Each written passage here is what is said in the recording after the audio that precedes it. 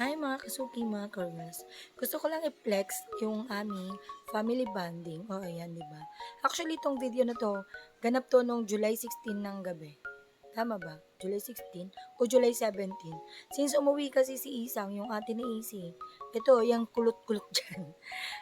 Dito sa amin, nagpanandali ang day off siya. Sabi ko, dapat uwi na siya that day. Sabi ko, pwede bang, di wag ka naman umuwi, Isang? Namiss ka namin. Kasi request talaga ng mga bata magsangyup. Eh sabi ko napakamahal magsangyup kung lahat kami kakain. Magkano din din ako namin masusulit. So, naisipan ko na lang, sabi ko meron naman kaming mga gamit pang sangyup.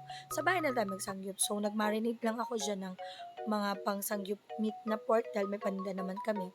Tapos, luto kami ng hotdog, sinabayan na rin din. Meron pa ako naiwan na ginawang cheese sauce. Tapos, gumawa na rin ako dyan ng aming side dish na corn, buttered corn, at saka ng potato marble. Then, mekos-mekos lang lahat yan. Sabi nga namin, paminsan-minsan nagbabanding, kahit na sobrang ulan actually nung gabi na yan. Nakakatuwa lang kasi yung mga bata, ayan, kahit sa simpleng ganyan, may konting banding ang family. Kailangan natin minsan talaga na may banding ang family. Nang sa ganun ay, hindi naman boring ang buhay. Yung iba dyan nagkanin, pero ako, ang kinain ko dyan yung kimchi, potato marble, tsaka yung buttered corn na favorite ko, tsaka yung samji. Pero yung iba, hindi nakapagpigil sa sarili, kumain ng kanin. O ayan, si CK, kakikita nyo, si CK yung katabi ni Easy. Ay, sabi niya siya daw ang mag-iihaw, siya daw ang magluluto ng hotdog. Kaya ayan oh, for the luto-luto, pero halos di kumakain. Tapos tawang-tawa kami dyan dahil kay Bumbum, yung isang bulilit namin. Nako, meron pala silang biniling nori sheets. Kaya ayun, tapos nilagyan nila ng kanin na may laman na tuna, tas mayo. Parang gumawa silang sushi. Sushi ba yun? Basta yun, may seaweed. Nilagay lang nila si seaweed. Si Bumbum tuwang-tuwa. Ang dami niyang nakain, promise. Ang dami niya nakain. Pag hindi tinago yung Nurejit, baka hindi niya pa natigilan. Busog-busog talaga yung mga bata. At sulit na sulit. Sabi ko nga, pwede naman pala magsanggip sa bahay. Nakatipid na, nag-enjoy pa, sulit pa. Isipin mo, ang naubos ko lang actually dyan naubos namin dyan na sanggip pork is 2 kilos lang. 2 kilos ba ako na nagkamali? 2 kilos or 1 kilo nga lang po. Which is 330 pesos yun na binibenta ko dito sa pwesto. Tapos nag-anik-anik lang kami ng ibang side dish. Yan, nagbibiroan pa nga kami, oh, diba? Tapos, for the luto, tapos si Zike, enjoy na enjoy talaga niya yung luto niya ng hotdog tsaka yung sangyup. Tapos pinagko-compare namin yung medyo napaalat nga lang ng person, ng inyong person. Tindaran ko sinera yung aking pagmamarinade sa aming sangyup pork. Kaya no. Ang sarap sa feeling kung nakikita mo yung mga bata nagkakasundo. Kahit na araw-araw may bangay niya man, pero pagdating sa pagkain, sundo-sundo talaga sila. Ako andyan na sa gilid. For the kain lang ng mga sangyup. Ayaw ko talaga magkanin. Actually, hindi talaga ako makain ng gabi. Pero 'di ba?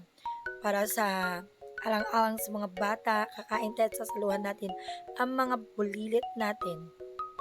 Parang kailan lang, liliit nila ngayon, mas malalaki na sila sa akin. Sulitin natin ang banding habang makakasama pa natin ang ating mga anak.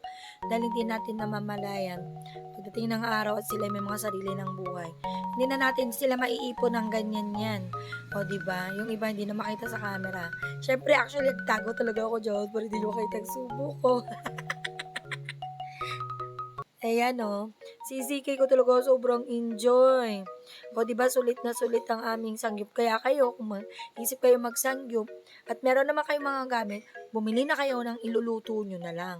Para bukod sa nag-enjoy na nga kayo nagluto at komportable kayo sa bahay, nakatipid pa kayo. Basta alam nyo magluto at gawin yung mga gusto nyong gawin. Lalong-lalo na sa mga sangyup, sa mga hilig ng pagkain. Pwede naman ninyong gawin yun sa bahay na mag-i-enjoy kayo. O, 'di ba? For the celebration kasi ng birthday, extended ang celebration ng birthday ni Amor at saka ni AC, 'di ba?